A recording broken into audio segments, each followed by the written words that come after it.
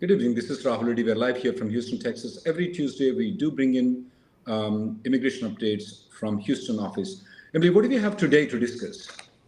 Yeah, today we want to talk about a subject that we touched on a little bit last week when it comes to this EB3 retrogression and just employment-based immigration in general, the timelines. What is the difference in the timeline of having a child that's born in the U.S., a U.S. citizen child, versus the employment-based green card process? Which one will ultimately be faster?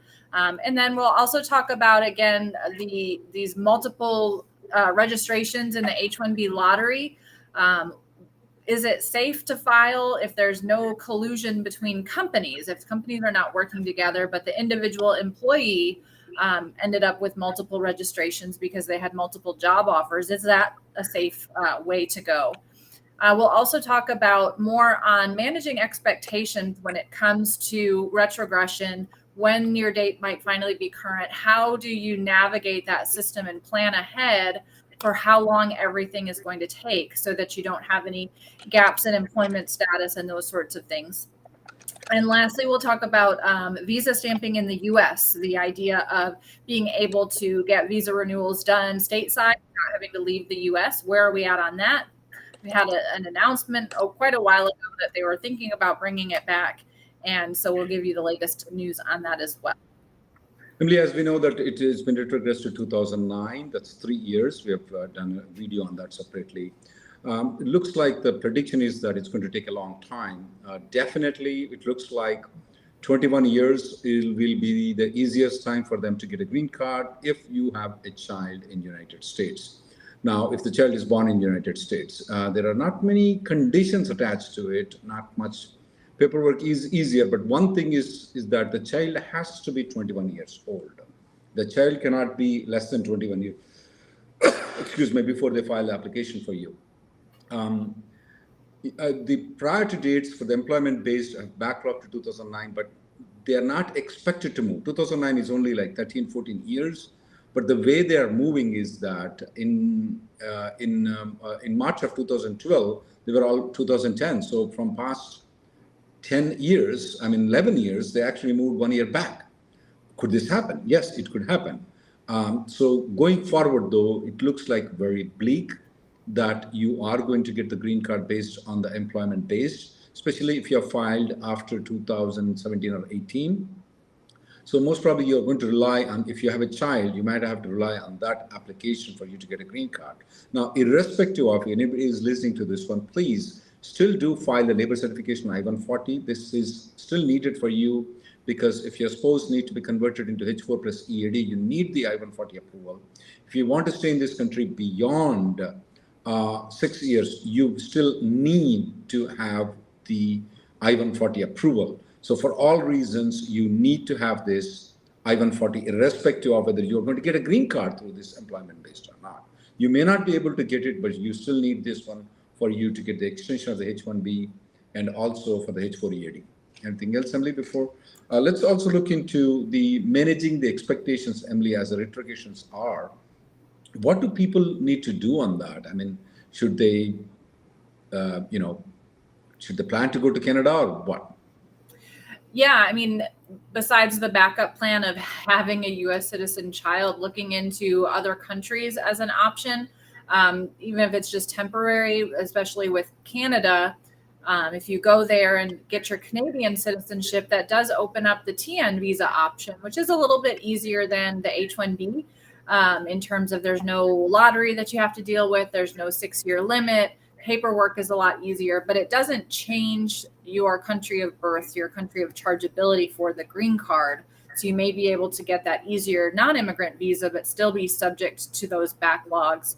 One thing that we're looking at right now is based on how the Congress changed the law 50 years ago, practically, are they actually applying the law correctly when it comes to how they're counting these non-immigrant visas when they're accepting all of these adjustment of status applications? And so with the people who've already filed the 485, whether it was EB2 or EB3 and they downgraded and upgraded, if you have an EB3 I-140 at some point and you've already filed your 485, because the date was current. They told you a visa was available when you filed. That's the whole reason they allow you to file. How can they now say it's not available? Why would they take in so many applications? And so looking at the way that the law is written on that, it actually changed at one point to originally it was that a visa had to be available both at the time the 485 was filed and at the time of approval. That actually changed, and a long time ago, 50 years ago almost. And so now it just says in the statute that the visa has to be available at the time of filing. And then once approved, they will deduct a visa number from the visas that were available in whatever year they happen to be approving it in. And so we're actually looking at a lawsuit on that issue, because the people who've already filed the 485, it shouldn't matter that a visa is no longer available according to the visa bulletin. That visa bulletin is there to show who can file the 485, not necessarily who should be getting the approval. They can't just indefinitely keep everybody on hold. So we are looking into that option. We are planning to file a lawsuit on that issue. If you're interested and you're in EB3, you have your 485 pending, I would recommend for you to reach out to Stephen Brown in our office, stephen@rnlawgroup.com, to get some more information about that lawsuit and whether it's something that you may want to join in, so that we can help the people that already have filed the 485 application. For those that haven't filed yet, this will not help your situation because the dates aren't moving anyways. They're not going to move any faster or slower with this litigation, but at least those that have filed shouldn't be kept in this limbo for 10 years, having to constantly renew the EAD and AP when the AP renewals are taking a year to process. You're practically are being denied that travel benefit. So for all those reasons, we are planning to litigate that with one of our litigation partners. So this is only for the people who filed the 482 application, who has an EB3 I-140 approval, whose adjustment of status is pending based on that, hey, you had the visa numbers available at one point of time. They still have the visa numbers, but they are giving it to other nations instead of giving it to you, which they filed recently. So that's the basis, right, Emily? And correct. The contact information is stephen@rnlawgroup.com. Coming to the main topic, Emily, H-1B multiple filings. I'm getting a lot of employers are contacting me. A lot of employees are contacting me. And this is one of the things what they have been telling me is that, look, my two companies are not related. There is no collusion. I got selected in the lottery from the company that I'm not working with. Can I file the H-1B with this company? The answer is no.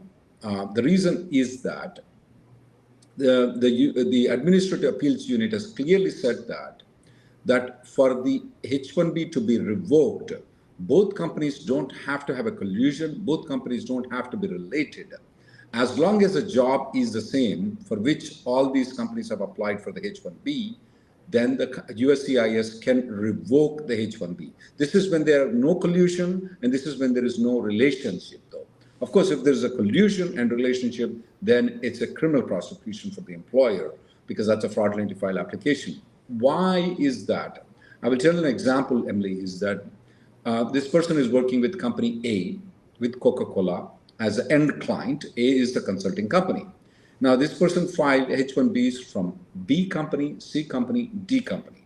Now, all these A, B, C, D have no relationship, no collusion at all, but there was no job with company B, there was no job with company C, there's no job with company D. Everybody is relying that, okay, if I get selected in the lottery, maybe I'll provide a job for him, or I will probably take the Coca-Cola job and use that to file the H-1B. The USCIS, in its Administrative Appeals Unit, has clearly said that is because the job is the same, even though both companies are not related, both companies have not done any collusion, they are going to revoke it. Now, we are also noticing that a lot of people who have filed duplicate filings, to save them right now in the future, they are trying to get the offer letters from the company, Emily. They're thinking that, okay, in future, look, I have an offer letter from company A, I have an offer letter from company B, I have an offer letter from company C and company D. Since I have an offer letter, then I have a job. Do you believe in that, or do you have some problem with it? Yeah, I definitely don't. Of course, we know legitimate job offers, yes, that's totally fine. But if we know from our experience that these companies do not currently have an actual job, and so they're giving this job offer.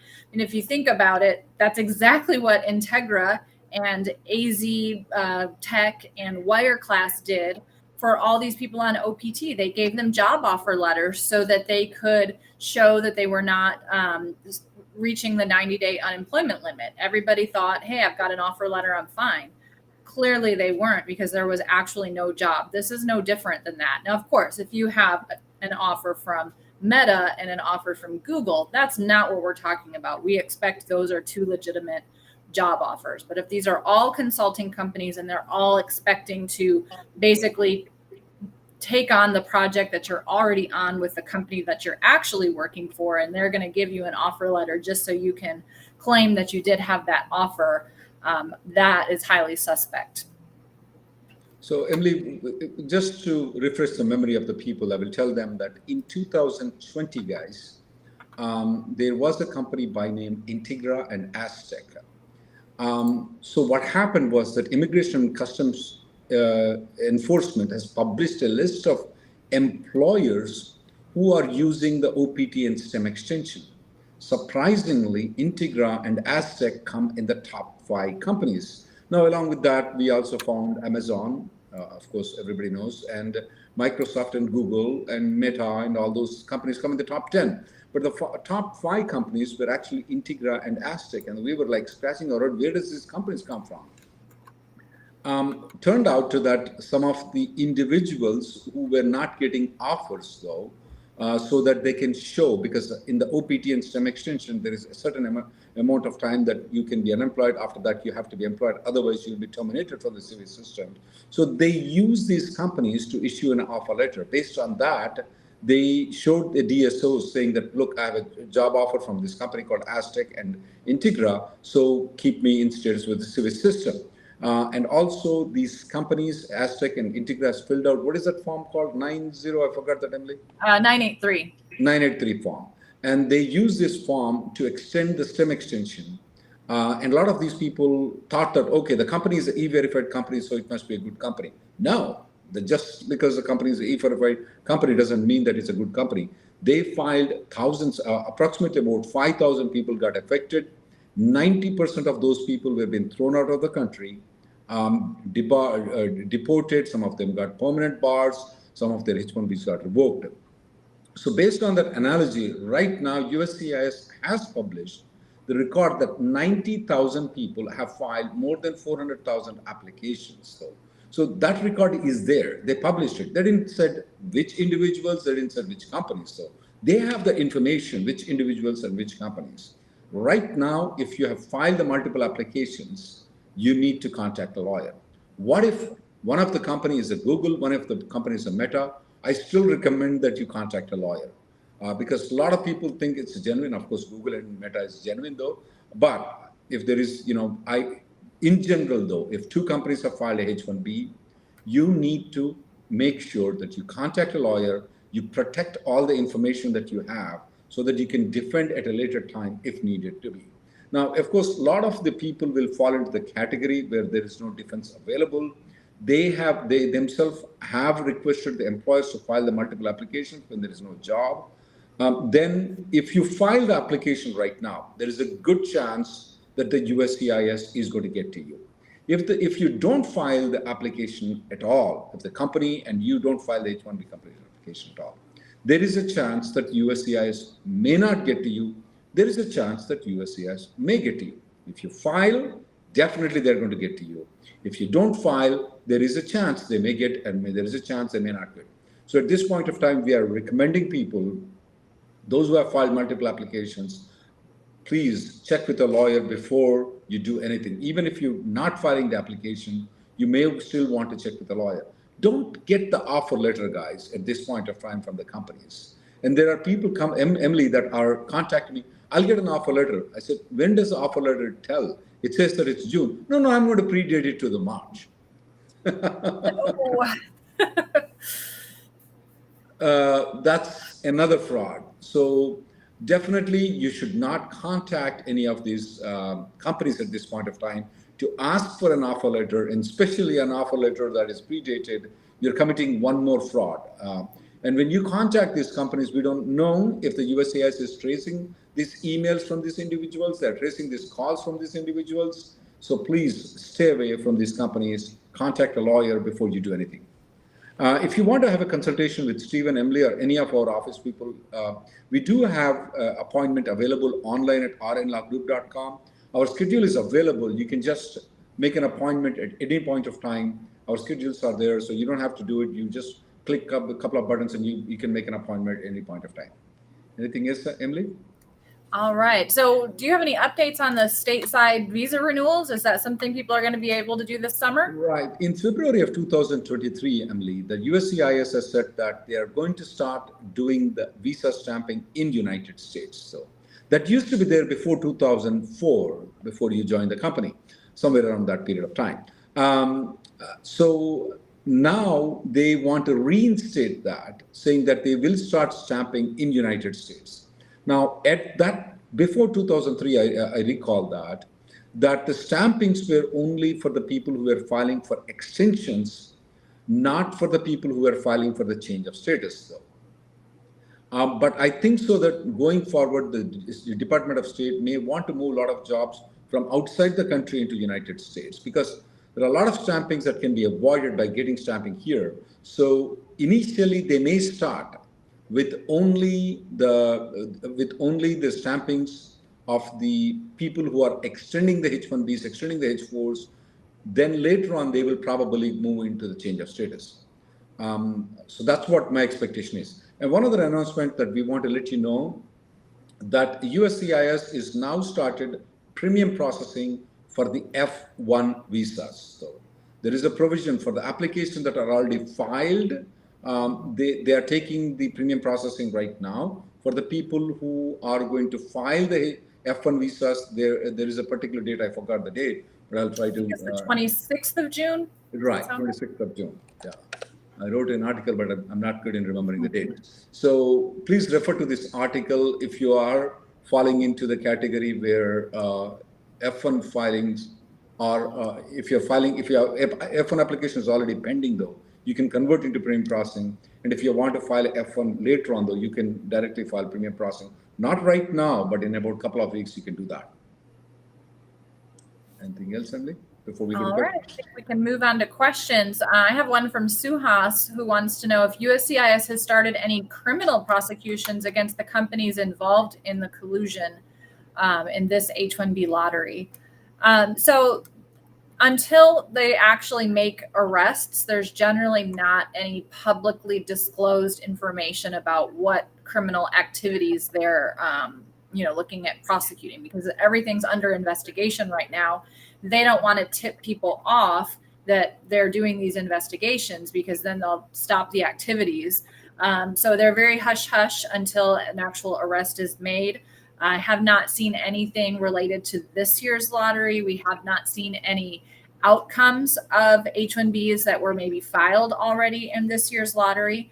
I'm expecting for those companies that did the duplicate filings that this year they may actually be issued notice of intent to deny rather than approving and then later coming back and revoking. So hopefully we'll start to see those within the next few months, but we're still in the filing window. So we still have another 15 days of people being able to file in the lottery. So it'll be some time before we actually see some outcomes from the investigations done by USCIS and criminally. And for those employers who are listening, or the employees who are listening, the way the criminal investigation happens in the immigration is that first they issue, as you pointed out, Emily, notice of intent to deny, notice of intent to revoke. That's an indication that they may go after the employer, though.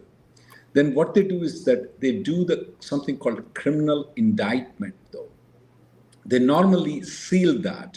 That means that if they go to the judge and they get a permission saying that, can we go after criminal prosecution, can we go after the investigation after this company because this company committed a certain amount. And they do that in secret. They don't announce it to the individual, hey, we are coming after you. Then they will do the investigation, and then they will go for the prosecution of the particular. Just on May 31st, two lawyers from New Jersey got two lawyers from New Jersey got convicted of a crime for doing wrong things in immigration between 2018 and 2021.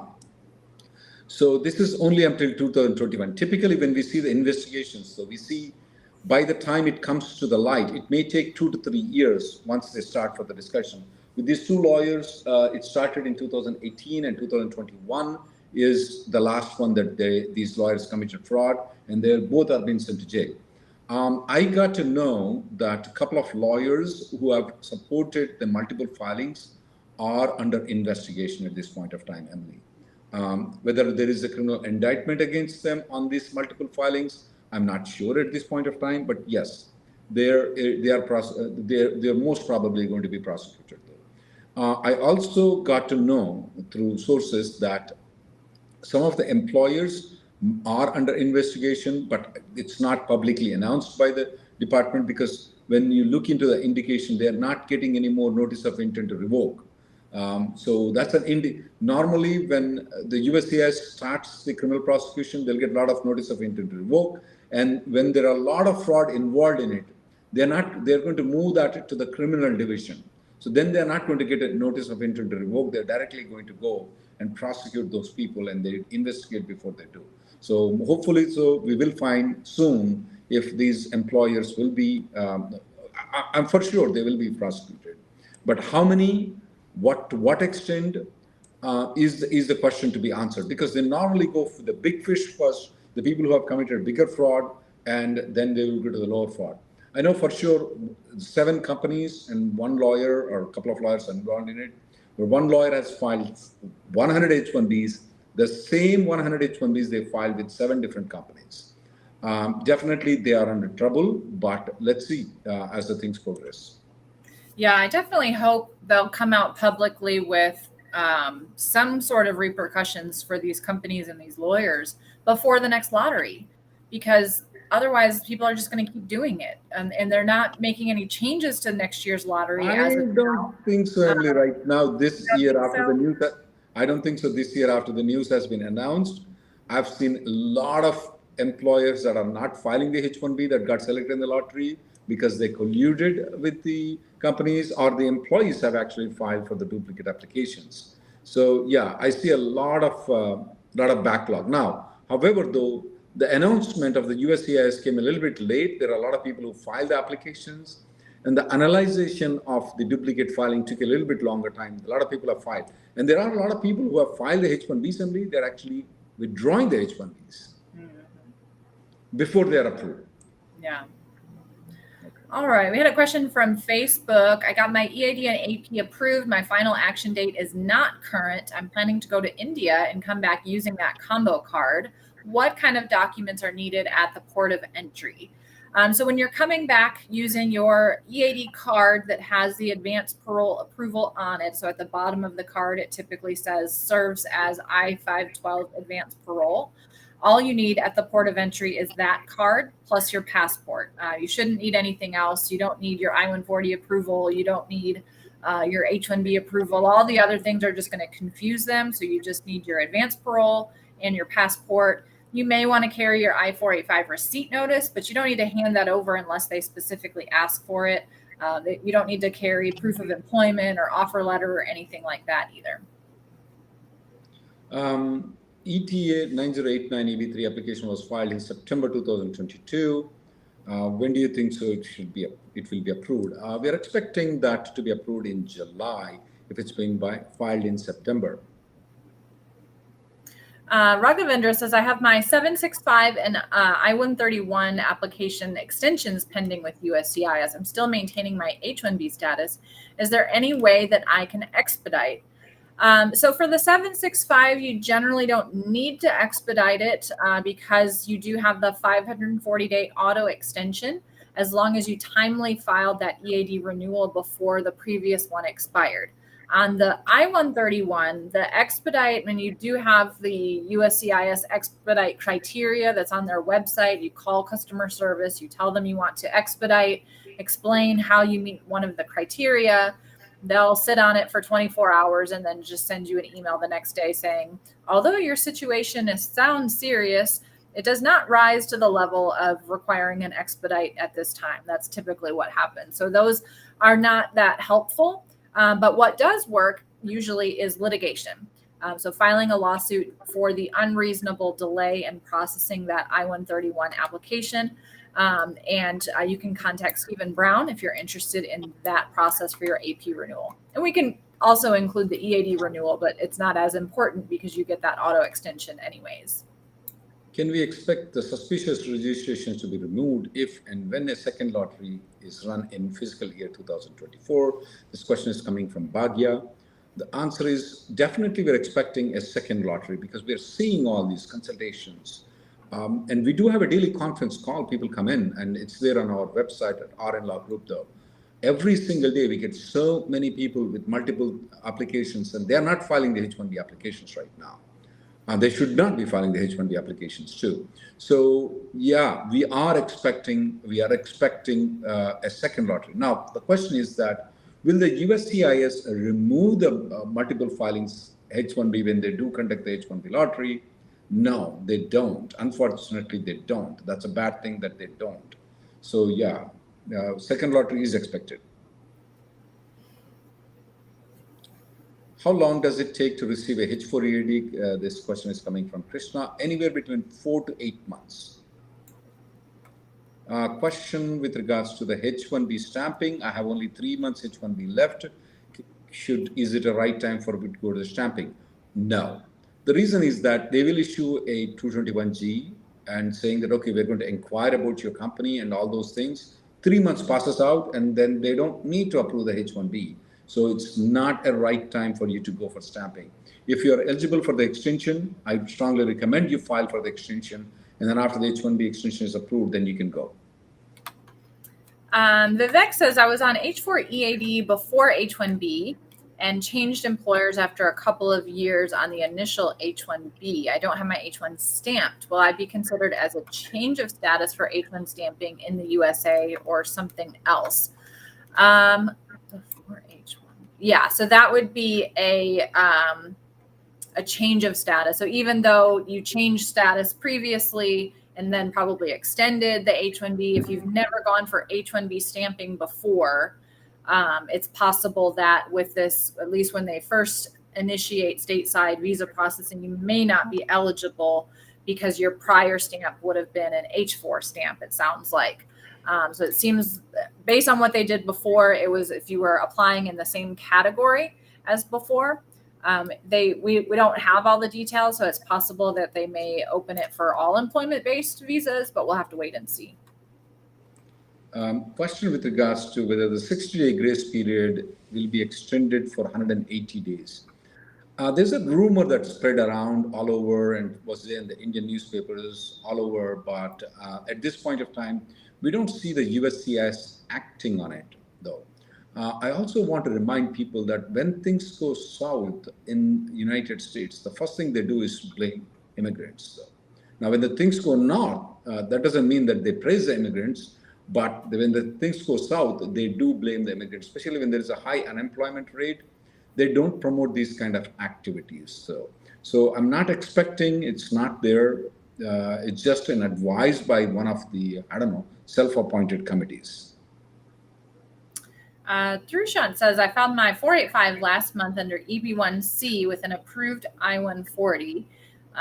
Any chance to get the green card this year? So even with the approved I-140, the 485 processing times are pretty terrible, 1 to 2 years. So it's possible that you may not get it this year, even though your date is current and it's the EB1 category. The 485s are just taking a very long time. When do you expect the State Department to start stamping within the United States? We do expect it by end of this year. End of this year means by September 30th. That's the expectation that we have. Swati says, my STEM OPT is expiring in December 2024. Can I travel to India at this stage? My perm is filed in January 2023. Are there any risks? So to travel at this point, you need to have your STEM OPT card, the actual approval of it, not the pending STEM OPT. You need to have a valid F1 visa stamp, and you need to have an I-20 that's valid for travel. So if your F1 visa stamp has expired, it may not be a good time to travel because you may have to get a new visa stamp. You'll have to demonstrate your non-immigrant intent again. And depending on how long you've already been on F1, that may be tough to do. But if you have the valid stamp, you have the I-20 for travel, you have your STEM OPT card, you should be able to travel. I would recommend carrying a letter from your employer confirming that you are employed, because you don't want to run the risk of a CBP officer thinking that you were unemployed the entire time you were in India. If you're there for a long trip and you're counting those unemployment days, causing you to go over the unemployment limit for STEM OPT time. A question that is coming from Kumar from YouTube: is H-1B multiple impacted the 2021 fiscal year also? Yes. Yes, it did. There were 28,000 applications that were multiple registrations in 2021 fiscal year. That means that they filed this application in April of 2020. And when it comes to the fiscal year 2022, that was 90,000 though. When it comes to fiscal year 2023, that's 165,000. So when it comes to 2024, it's 408,000. So it's going by about three times.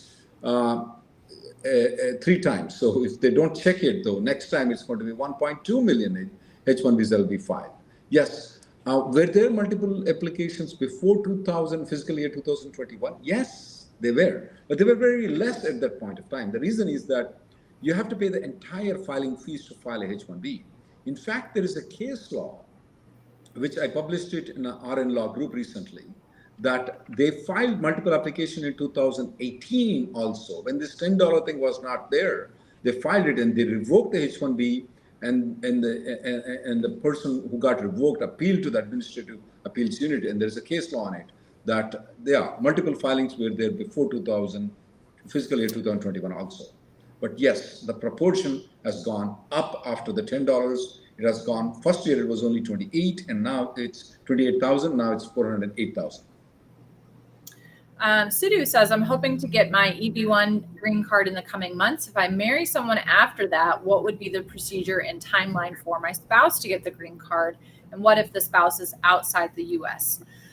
So if you were to get married before your 485 is approved, your spouse comes under the employment-based derivative category and can receive the green card along with you. If they're in the United States, they would file a 485 application and match it up with yours. If they're outside the United States, you would have to file an application for follow to join, to have the consulate process your spouse's green card as a derivative of your employment-based green card. So that's going to be the faster option if you get married before your green card is approved.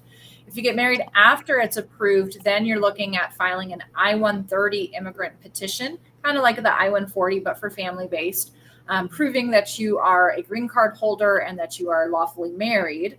And then that's going to fall under the F2A category, which is no longer current. So then you have to wait until a green card becomes available under that category. If your spouse is outside the U.S., they'll be waiting outside the U.S. that whole time.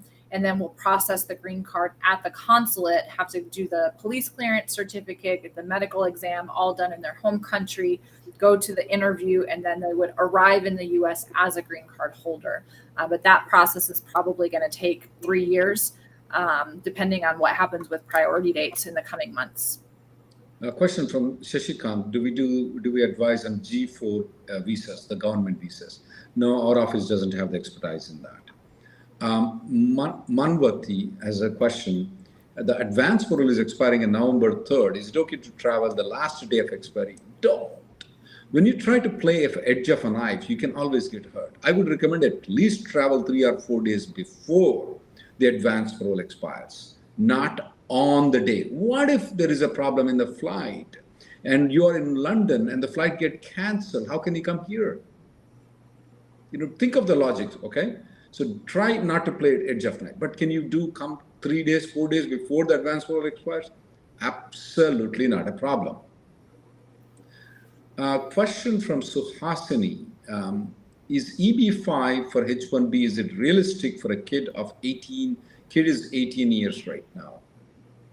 Yeah, it is probably, it's probable though. So Hasni, here is the thing though. Yeah, you can file right now the adjustment of status. The priority date is current, if I'm not mistaken, right now for the EB-5 Indian nationals. So one thing is a problem here is that the entire process of EB-5 is going to take approximately around 10 years for you to get the final green card though.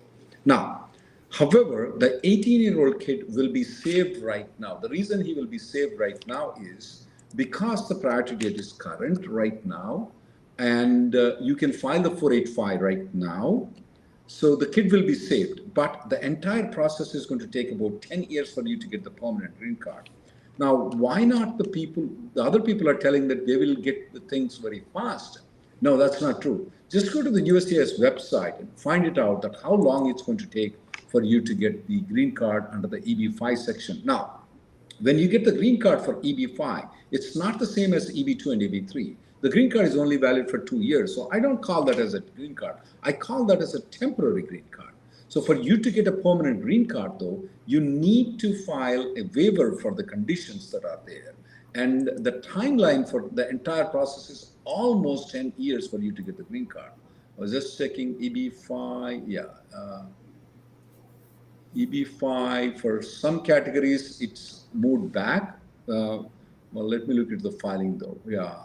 For some categories, it has moved back for EB-5 category, but for some categories, it is still current for the EB-5 category. So yeah, the kid can be saved under conditions right now, but still it takes 10 years for you to get the green card. I want you to be practical about it. AKC says, my H-1B expires August 2024. EAD AP expires February 2024, and I want to go out of the U.S. and return in January 2024. Using the EAD and AP card because H-1B Dropbox slots are hard to get. Will that be an issue at the port of entry? Because you're returning to the U.S. before your AP expires, 1 month before, that's totally fine. And once you return on your AP, you're still in H-1B status if you're going back to work for that same H-1B company under the same terms and conditions. And so once you're in the U.S., you can then extend your H-1B since it will be expiring in August. So no issues with that. Okay. What is the timeline it's taking for the home application right now? Processing time. They're taking almost like 10 months right now to process the home application. Umesh says, with the EB-1C I-140 approved in May and the 485 has been pending at the Texas Service Center, will it be approved at the Texas Service Center or transferred to the NBC, or will it be transferred to a local field office, and what's the time frame? Well, the 485 processing time is about 2 years, and when it's at the NBC, I still don't think they publish those particular processing times. So you have to look at the local office processing time. So it might be even worse at your local office. And it's possible, but unlikely in our experience that PSC will finish the process and approve it. So it's more likely that it will be transferred to NBC and approved there, or transferred to a field office and approved there, possibly after an interview. And there is no timeline for that. It just depends on if they decide to interview and whether what the processing time is at that local field office, whether they have visa appointments available or interview appointments available. So there's just no rhyme or reason to it. It's whenever they get around to it these days. Question from Swati Pandey that she has the she has a perm filed in 2023. STEM OPT expires in December 2024. What are the options for continuing the job? Just, I'm assuming that you are from India. Just because you get a perm and I-140 approval, that won't give you eligible to work in United States. So, the only thing that I can think about is that if you have already applied in the H-1B lottery, there is a second lottery that most probably will be coming. Since your STEM extension is expiring in December 2024, you have another chance of applying for the H-1B lottery. So those are the only things that I can think about, though. Anoop says, does converting from H-1B to B-1B2 with an approved I-140 prove to be problematic if I want to change back to H-1B later on? So assuming this is a situation where you're in H-1B status, your I-140 is approved, and you're terminated or laid off from your current employer, and you're moving into the 60-day grace period to find a new employer and are not able to find one within the 60 days, that is a situation where filing a change of status to B1 or B2 can be an option, even though you have an I-140 approved. We see USCIS typically understanding that you don't have many other choices, and that does provide you with a stay beyond the 60 days while you continue to look for a job. Converting back to H-1B later is also easier now. They came out mostly posting this on Twitter, saying that if you later find the new job and the new company files a change of status from B1, B2 to H-1B in premium processing while your B1, B2 is still pending, they will actually adjudicate both applications together as a courtesy. So you'll automatically go from H-1B to B2 back to H-1B all at once. I have my sorry, 1 second. Can we file green card if we are OPT? This is Sai Charan. Yes, you can. A lot of people under the misconception that you have to be an H-1B. You can file a green card on OPT. You can file the green card when you're studying in the college too, an F1 without even working. You can file the green card while you're in H4. You can file the green card while you're in India too. Kieran says, do I apply for the H4 EAD or GC EAD for my wife? I have my EAD AP. Date is not current yet, and I'm on H-1B not using the EAD. Assuming that you're going to continue your H-1B status and keep your EAD and AP, it makes sense to do the same for your spouse and apply for, have her stay on the H-4. If she is working, then you would want to apply for the H-4 EAD and also the GC EAD and advanced parole. So you have that backup plan. If she's not working, then you can avoid the H-4 EAD and just apply for the GC EAD and AP. And then she can stay in the U.S. in her H-4 status. But if you don't apply for the H-4 EAD and she gets the GC EAD and uses that EAD, she'll no longer be in H-4 status because she's working in a status that does not allow work authorization unless it's an H-4 EAD. So just something to consider. If you're wanting her to remain in H-4 status, you should probably do both, or have her not work. Swati Pandey is asking, can she travel while she's on STEM extension and perm is filed? Since your I-140 is not filed yet, though, so there is no record that you filed anything, you can travel. Once the I-140 is filed, if you want to travel, I would definitely recommend to contact a lawyer before you travel. Anna says, is it safe to travel to Mexico and come back on GC EAD approval without advance parole and no other valid visa stamping on the passport? No. You either need to have let me back that up and say, if you are maintaining your non-immigrant status and you have an expired visa stamp from that non-immigrant status and you're using automatic visa revalidation, they will consider your visa to be valid even though it's expired and let you come back in as long as you have a valid I-94 for your non-immigrant status. So let's say you're in H-1B status, you got the visa stamp and came in years ago, you've extended your H-1B and you have an I-797 approval notice that has an I-94 on it that is not expired, but your visa stamp has expired. In that situation, if you're traveling to Canada or Mexico for less than 30 days and do not apply for a visa stamp, you can use your expired visa stamp and valid I-94 to return back to the U.S. In that situation, you don't need the advanced parole, assuming that you're in H or L status. If you're in some other non-immigrant status, you need to have an advanced parole to travel to avoid abandoning your I-485 application. Moni Priya has worked on H-1B 7 years ago. She only worked 6 months on that H-1B and then she moved to the H-4 EAD. Can she now apply for the H-1B without going through the lottery process? The answer is simply yes, you can. There are some people who will say it has to be within 6 years, no. Within 90 years, If you've been counted toward the H-1B number, you don't need to be counted again. To be counted with the H-1B number, you must have at least have an I-94, which is valid on H-1B, which you said that you work for 6 months period. So you must have a valid I-94, or H-1B must be stamped in the passport. We only need to meet one of the conditions, which you meet one of the conditions. So in the next 90 years, you don't need to be going through the lottery system because you didn't use up the 6 years of the H-1B. Why not 91 years? Well, I don't expect you to be living that long. Another question, can I travel to Canada or Mexico on my STEM OPT if I don't have F1 visa stamping at all? So I'm assuming maybe you were in the US on H-1B or H-4, and that's the stamp that you have in your passport. Maybe it's expired. You filed a change of status to F1 at some point, graduated and have your OPT and now your STEM OPT and are wanting to travel. So automatic visa revalidation does work in that situation because you have a valid F1 I-94 that has not expired. You have the valid OPT card. You're coming back before that expires. You'll need an I-20 endorsed for travel. But as long as you travel for less than 30 days and don't go for visa stamping, you qualify for automatic visa revalidation.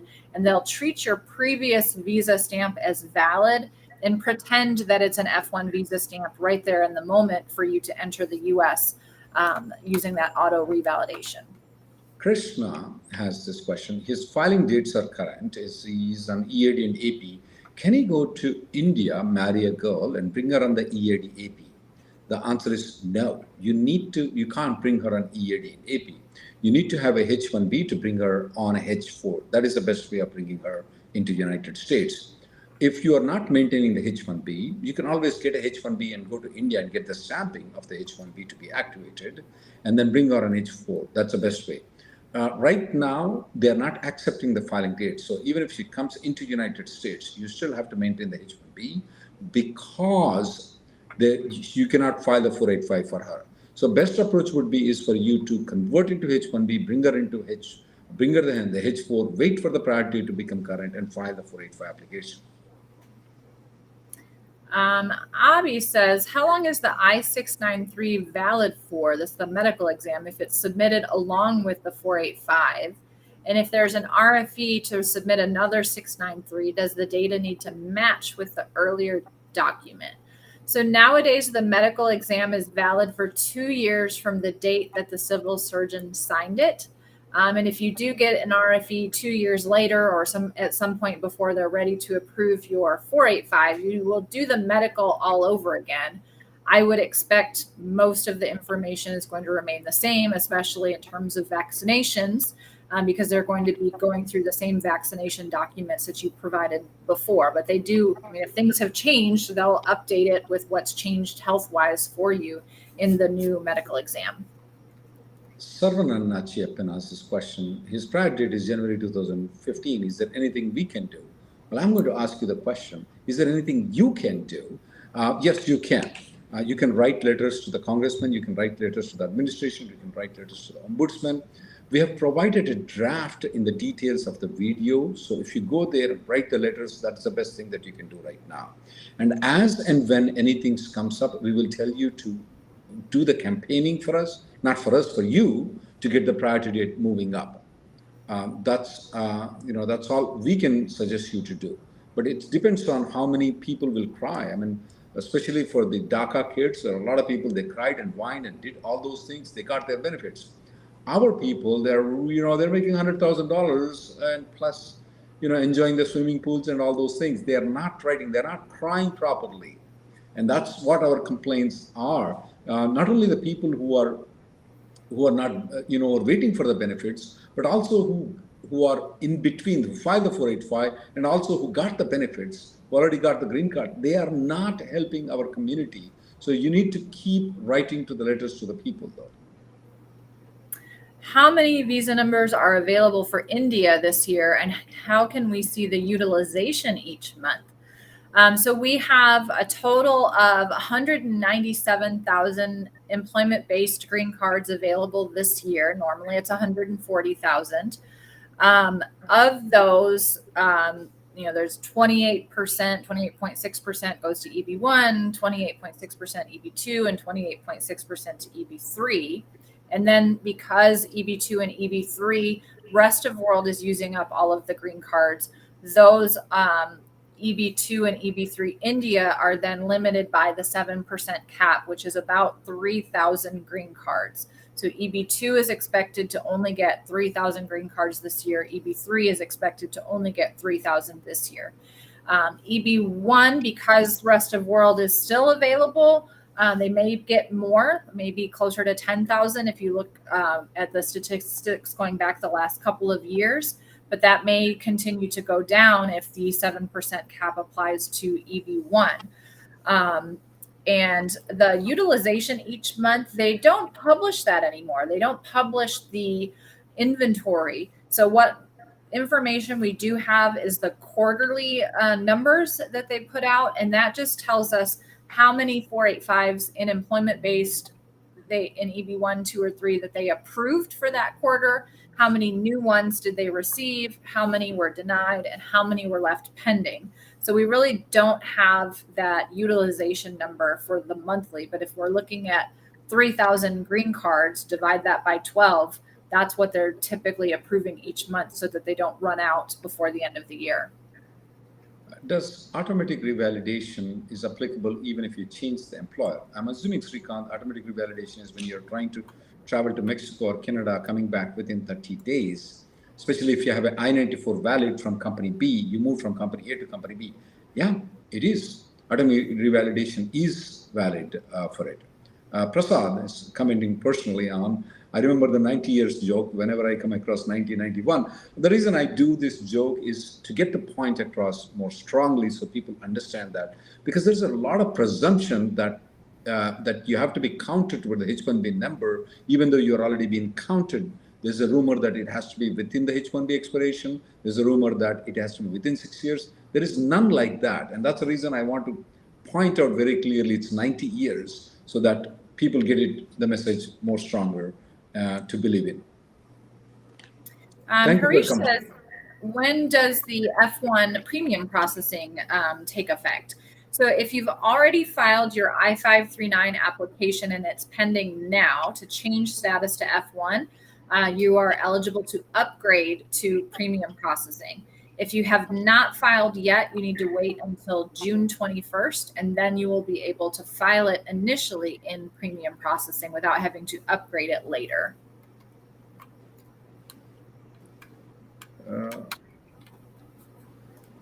RV says, I have an I-140 approved with a 2017 priority date. What advantage does Canadian citizenship give if my place of birth is India? None for the green card at all. The only thing that it does provide is the TN visa option for in lieu of an H-1B. And other than that, potentially an E-visa option. But that's really the only difference. And also Canadian citizens are visa exempt, meaning that you don't have to apply for a visa stamp at a consulate. You can actually, once you have your, say, your H-1B petition approved, instead of going to the consulate to get your visa stamped, you just come to the port of entry and they give you admission without needing the stamp. So that is another benefit of Canadian citizenship, but definitely no benefit for the green card if you're born in India.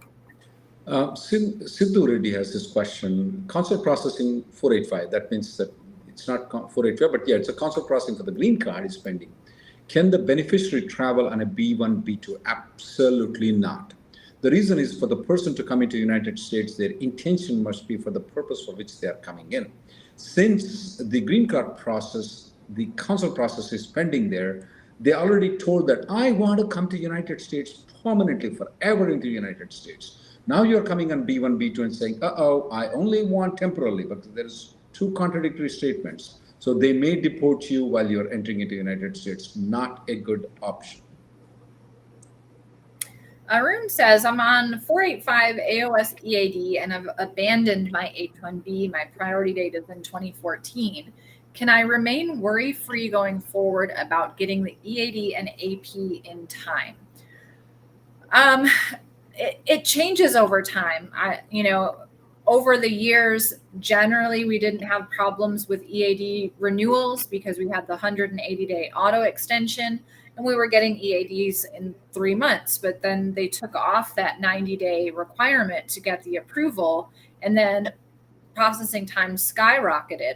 So they extended the 180-day window to 540 days, but that's only temporary and is supposed to end this fall. So there's a likelihood that the auto extension for EAD will drop back down to 180 days. Now, normally that's still enough time if you're filing your EAD at least 6 months in advance, because that gives you an entire year for them to process it. And right now we are seeing them approved in less than 1 year. AP is not the same on that. The AP does not have any kind of auto extension, and they're still taking a year as well. So if your current AP expires while your renewal is pending and you need to travel and you don't have your H-1B, you don't really have an option. If you travel without a valid advance parole, you won't be able to get back into the U.S., and you may abandon your 485. So you have to kind of weigh that potential, looking at processing times over time, and just make sure that you're filing the AP early enough to avoid getting in that situation where you can't travel. Yogita has asked, how come undocumented refugees get GC faster, not employment-based green card after paying 20 years? I really don't have an answer for that. But I do have an answer for you for the next question, that are we allowed to get the Social Security benefits? Yes. What if you go to India and you become the age which is required? I think so it's about 64, 65 years, because you're way younger, maybe it's 66, 67. So at that time, can you avail the benefits of the Social Security? Under the current law, yes, you can. I've helped some people to get the Social Security benefits after going to India. No problem at all. They give the Social Security benefits. Krishna says, can we apply for the H-4 and H-4 EAD along with at the time of the I-140 application being submitted? So you cannot, because the I-140 is processed by a different service center that the H-4 and H-4 EAD is not processed at. And you need to have the I-140 approved in order to be eligible for the H-4 EAD. So you do have to get the I-140 approved first and then file the H-4 and H-4 EAD. Or if you're already maintaining H-4 status and it's pending or it's valid for some time, you can just file the H-4 EAD by itself, but you do need the I-140 approved first. Ravi Raja has this question. Can the 485 should the 485 has to be filed immediately after the marriage with the spouse? He's probably assuming must be green card holder or US citizen. Should one file immediately after the marriage, or can we file at a later date? You can file at a later date. There's no obligation that you have to file immediately. And I remember you, Mr. Ravi Raja, I had a couple of consultations with you. I'm expecting to speak with you in the Zoom call that I give the information to you at 12 o'clock tomorrow with you. All right, well, I think we're about out of time for today. So thanks everyone for joining us. Please remember, if you have questions about the EB3 retrogression litigation or AP delays, advanced parole delays, you can contact Stephen Brown. If you have other immigration issues and you'd like to consult with any of our attorneys at Reddy and Neumann, you can go to our website, rnlawgroup.com. And you can find all of our schedules online and book that appointment online. And you can upload your documents and explain a brief history of your situation so that our attorneys will be able to guide you and answer all of your questions in the allotted time and be prepared for your call. So thanks so much for joining us this week.